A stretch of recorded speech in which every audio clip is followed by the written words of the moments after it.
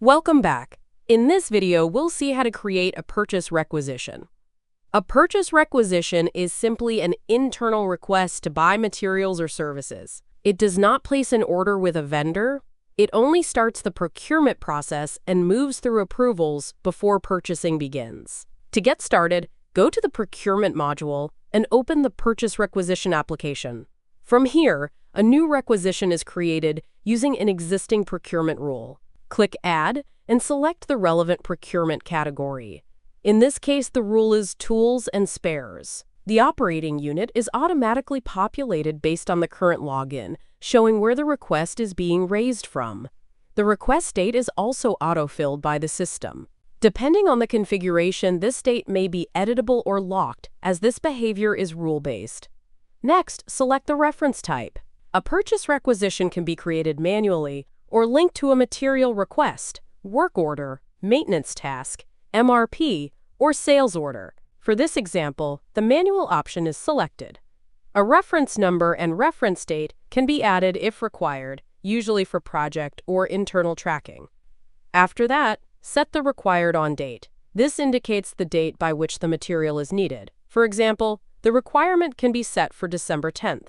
Since this is a manual requisition, the request is created for the full quantity. This typically represents a planner, store, or warehouse team raising a direct procurement request.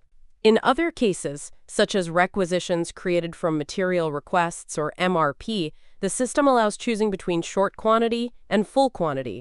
For example, if the total requirement is 500 units and 300 units are already in stock, the requisition can be raised either for the short quantity of 200 or the full 500. However, for manual requisitions, this option is not applicable. Manual requisitions are always raised for the full quantity. Remarks can be added if needed. Now, items can be added to the requisition. Only items mapped to the Tools and Spares procurement rule are available for selection. When an item is selected, the system shows the available stock for reference. Since full quantity is being requested, the quantity entered becomes the quantity to be procured. Additional items can be added in the same way. Once all required items are added, the purchase requisition is ready to be submitted. At this stage, the requisition moves into the approval process. Based on the transaction configuration, it may require approval only or both review and approval. In this example, only electronic approval is required. When the requisition is submitted, the status changes to submitted. This indicates it is waiting for approval.